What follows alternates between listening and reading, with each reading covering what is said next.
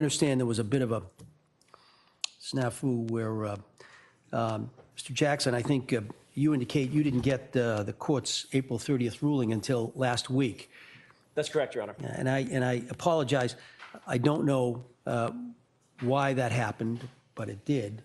I know it was docketed and was available, but then again, you're not required to check, nor are you, Mr. DA, required to check the docket every day to see what has been recorded and what hasn't been. So we'll endeavor to make sure that does not happen again.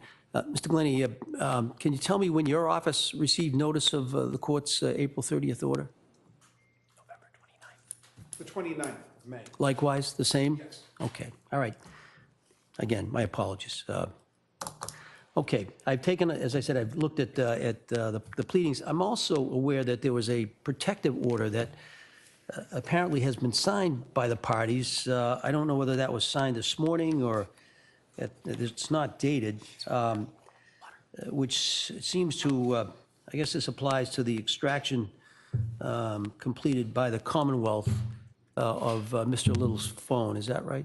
Yes, Your Honor. My understanding is, I don't know when, but they brought their signed portion of it today. Sure. We signed our portion today. Okay. So when they signed it, I don't know, but it was signed for the court today. So is this copy that I have the one that both parties have signed? Yes. That's right. And is it both your desires that I endorse this and this become the protective order that it's going to apply in this case? So submitted. Yes? Yes. Okay, I'll do that and I'll date it today.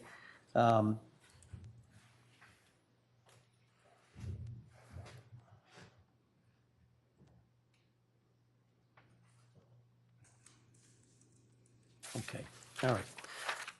Okay, so we have, Mr. Jackson, you're still going forward on your request for a forensic download performed by your expert of the phone itself, is that right, sir? Correct. Okay, and I think I saw, Mr. Glennie, in your response that the phone has been turned back over to either Mr. Little or his mother, is that right? That is correct, sir. Can you tell me, when did your office complete the extraction in this case? There was, I believe it was in November. And when was the phone turned back over to, In November. It was actually turned back over in December of 2017, December 18th, 2017, which we've just learned. So they had the phone, the actual physical phone, for a little better than 2 weeks, 2.5 weeks or so. okay, all right, so the phone was turned back over to the owner in advance of the case being filed and any orders that I issued pertaining to preservation of evidence, et cetera, yes? About a year and a half in advance. Okay, all right, at least I understand. All right, why don't we proceed, and Mr. Jackson, if you want to address me concerning your requests, I'm happy to hear you, and then I'll hear, Mr. Glennie, your response. Your Honor, there's 3 or 4 points that I want to make broader on a broad scale, 3 or 4 points that I want to make today. And I want to start with probably the most troubling. There are several troubling aspects of what's been going on up to this point, but the zenith of those is misrepresentations that were made by the Commonwealth to the defense, very specifically as they relate to Will Little's phone. Just to go back and to cover some dates, January 14th, 2019, that was the date that we, the defense, requested any and all relevant information related to Will Little's phone. We requested the phone itself or access to the phone itself. We requested any extraction reports. We requested any information attendant to that phone. On February 22nd, 2019, the Commonwealth, through their representative, falsely denied having any access to the information on the phone and to the phone itself. That was a clear and intentional false misrepresentation and falsehood that was designed to keep us from knowing exactly what the Commonwealth had in their possession. It is inexcusable. The Commonwealth has taken the position, and they're parsing words and trying to be, I think, too cute by half. They're now taking the position, well, hang on a second. What Mr. Giordino was responding to was his physical access to the phone, not the information surrounding the phone. He said he didn't have the phone, which was true. He didn't say he didn't have the information to the phone. That's not what he was requesting. Well, the Commonwealth knew exactly what we were asking for.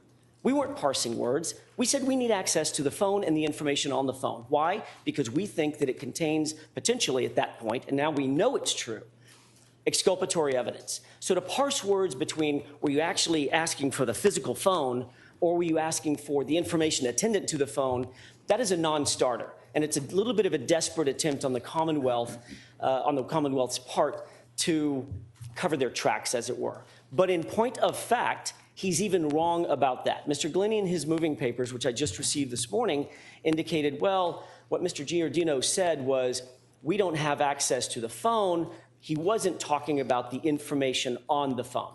So now let's parse those words out and talk about something else. This is our actual request. Number one, in a January 14 letter, 2019, we request the following information. Number one, the cell phone numbers, carrier information, passcodes, authorized users on the accounts associated with any cell phones used by William Little between July 7th, 2016 and present. Thereafter, there was a meet and confer on February 27th, 2019. So about 2 weeks, I'm sorry, about a month and a half, 6 weeks after this letter was sent, there was a meet and confer by Miss Little, Miss Elizabeth Little, my associate in my firm, and Mr. Giordino. That was a telephonic conversation.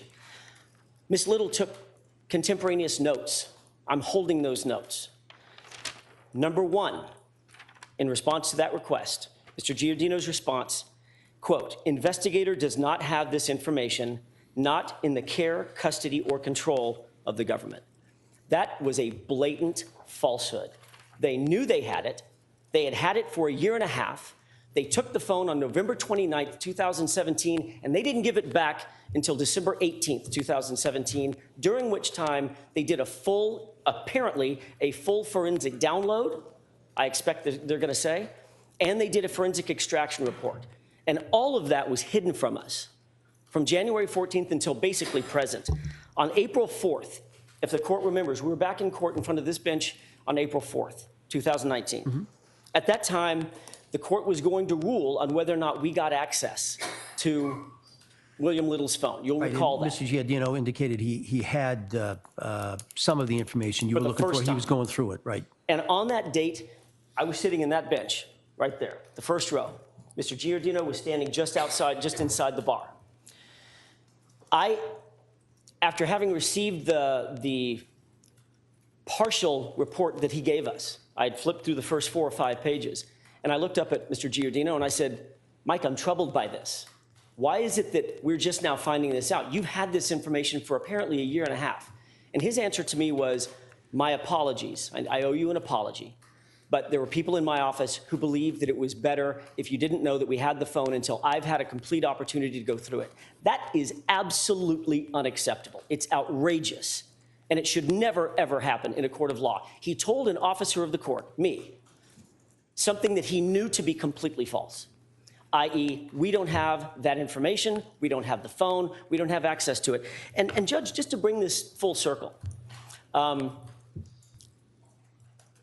that representation was the foundation on which we, the defense, ended up filing motion after motion, litigating issues in front of this court, wasting the court's time, wasting our time, wasting my client's time, my client's money.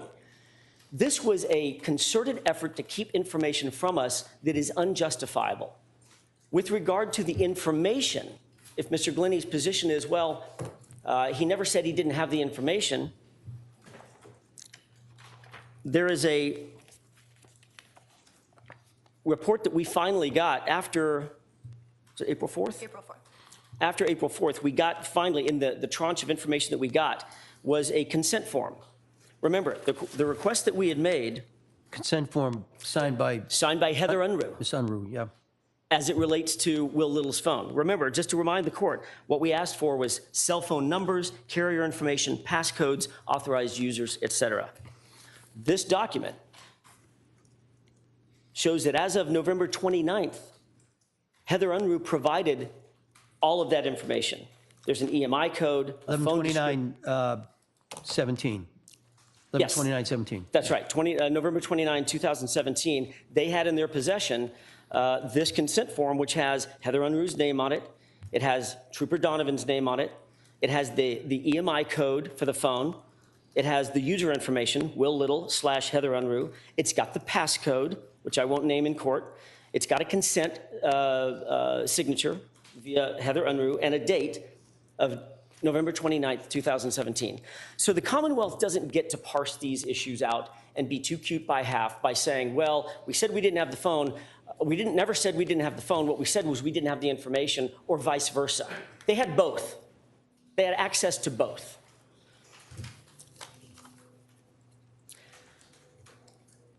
We then get a new report this morning, which is, I thought I couldn't be more troubled by the conduct of the Commonwealth to date until I was handed this report 20 minutes ago. Was this part of Mr. Glenny's filing? This is by Mr. Glenny. No, I don't believe it's part of a filing. I believe Mr. Glenny just very kindly handed me the report this morning, indicating that it had just been done. Trooper Donovan was asked, I guess, by Mr. Glenny or Mr. Giordino or somebody in the Commonwealth to synopsize his recovery of and possession of the phone, because that's the big issue in front of the court.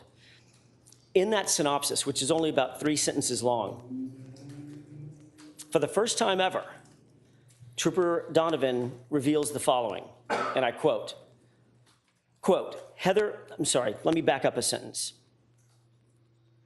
On Wednesday, November 29th, 2017, Sergeant Scott Brightman and I went to blank address. I believe that's a home address. I will not name it out loud. To meet Heather Unruh in order to gain written consent to access William Little's phone. Heather signed the consent form for an iPhone 5 model blank with an MEI code of blank. Heather said Will had a new phone, but the phone she was giving us was the iPhone Will had in his possession on July 7th to July 8th, 2016, while working at the club car on Nantucket. And here's the revelation. Quote, Heather informed investigators she had gone through the phone to remove anything related to what she described as Will's frat boy activities. Are you kidding? Heather Unruh took it upon herself to physically remove exculpatory information from the phone before she handed it to the government. And the government never told us that that had happened, nor did they take the very normal step that you would expect the agency to take, the police agency to take, which is to do a full extraction and recover those deleted texts. Why is Heather Unruh the holder of the keys? Why does she get to be the gatekeeper of information that is propounded to the government or, more importantly, to us? She isn't, and she can't be. It's completely inappropriate. Can I just stop you for a sec? Yes. You indicate that the Commonwealth, and the Commonwealth admits that it did an extraction. So when you have if you don't have it, you will have it soon, the benefit of that extraction per my order and per agreement. With that information, can your expert resurrect those deleted items? Or? No, that's the second point that I wanted. That's a great segue. That's the second point that I want to address to the court, and I will explain right now why that can't be done with, let me see the CD. What I got today was what Mr. Glenny described as, he didn't actually describe it as an extraction report. He said, very candidly and honestly, he said, I'm not sure what this is. I'm holding what appears to be a DVD. It has a item number or a DR number of 2017-102-483. I can tell you from my experience, and I'm not a tech guy either, but this is not my first rodeo. This is not a mirror image forensic copy of a cell phone. That usually is terabytes in size, and it usually requires a hard drive, a physical hard drive to put a phone on. This phone that I have, which is an iPhone 10, or an iPhone X, whatever you call it, probably would take up the better part of a multi-gigabyte, multi-hundred gigabyte hard drive. This, I'm guessing, Judge, is the extraction report from which they gleaned. Sorry, reverse that. It's the extraction report from the mirror image. We don't have a mirror image. And I will tell the court now, and I'll explain in some detail so the court understands why I'm troubled by what they do have. I need the actual phone. Their mirror image is not going to be good enough because their extraction report should be a mirror of their mirror image, if you will. It should be an exact copy of their copy. Here's why it's not. We know that Will Little deleted, he, or apparently his mother, which was a place I'd never thought that we'd end up going, but he and or his mother deleted and manipulated the exculpatory texts that were on the phone. 100%, it's not a question anymore. It's absolutely clear evidence. The problem culminates in two issues. There were text messages that were between Will Little and his girlfriend at the time. We've designated her as MD. The DA had those text messages in their possession in the form of screenshots. When Will Little first went to the police, he provided them not mirror images, nothing like that, nothing techie. He just took screenshots of text conversations to support his argument that he was a victim of a crime. And he provided those screenshots to the police officer, to Trooper Donovan. I'm sorry, to State Police Detective Officer Kelly. Not Donovan. That original set of reports was to Kelly. Kelly took those reports, and that was the foundation on which these charges were filed. The problem is those screenshots specifically had information missing. There were one-sided conversations, not the concomitant other side of the responses to those conversations. They never sought to find those. Then the DA also had in their possession, since November of 2017, a forensic report from their download, or November or December of 2017, the forensic download. All right, so now that's the extraction report. They've got the screenshots, they've got the report. Here's the problem. Those two items don't match up. As a matter of fact, there's clear evidence that there were deletions by Will Little from the time he gave the screenshots over until the time Heather Unruh handed the phone over. Something was manipulated. We now know, because of this report supplied today, that at least Heather Unruh, at worst, Heather Unruh and Will Little both went through the phone and they cleansed it. They deleted information that they didn't want the police to have. They deleted information that they didn't want us to have. Here's an example, just a quick example for the court. At 1:41 a.m., there was a text, according to the forensic report, that MD sent. And it says, quote, "Will, leave and go home." Just those 4 words, 5 words. Will, leave and go home. The response was, "Should I actually?" Question mark. Then the word help. Then the word picture. Clearly that was an indicator that he was questioning should he even leave the club at 1:41 in the morning. And he wanted to get a picture. With who? With my client. When he handed the phone over to the police, he deleted the entire message except for the word help. Their extraction report only shows help. That's the kind of cleansing that Will Little and Heather Unruh were undertaking when they turned this information over to the police. And what troubles me, Your Honor, it'd be one thing if all of us were fooled by the Unruh family. The Commonwealth wasn't fooled. They had all this information. And they had it when we started asking for the phone. And this is the reason we were asking for the phone, because we suspected that there was this type of manipulation going on. Wait a minute, when you say that they had it when you asked for the phone, they had already done their extraction, the phone had been returned. So the information they had at the beginning of this case, you now have.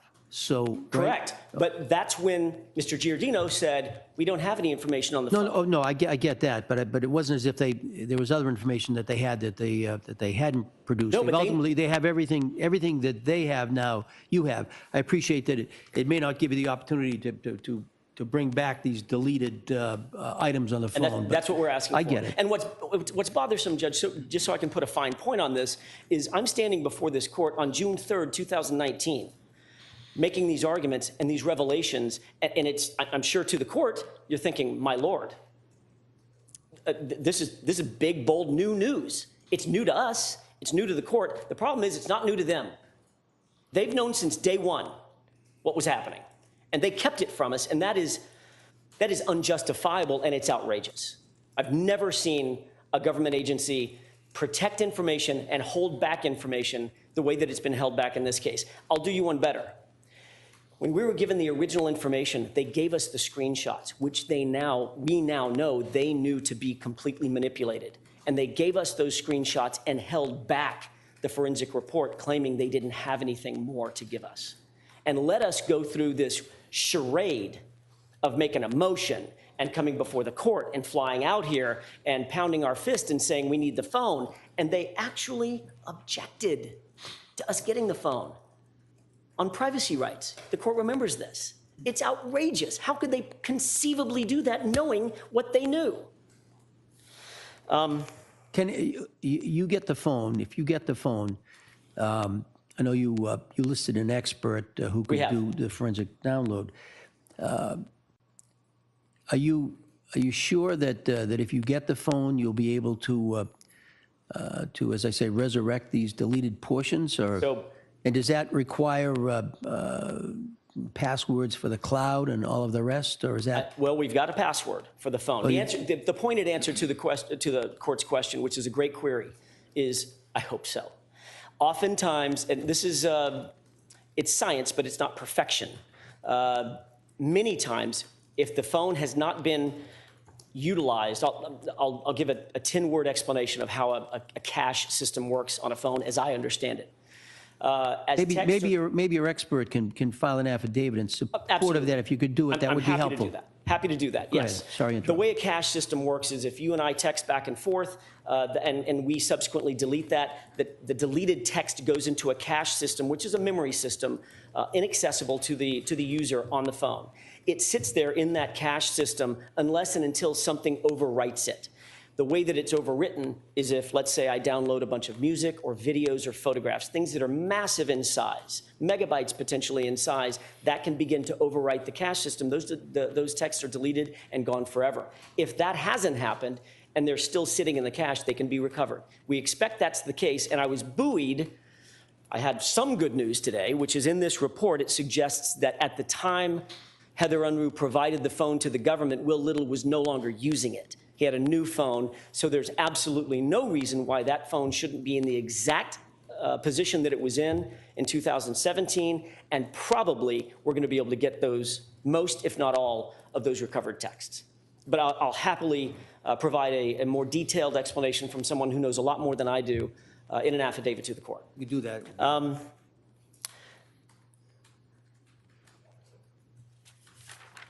The group texts. There's one more.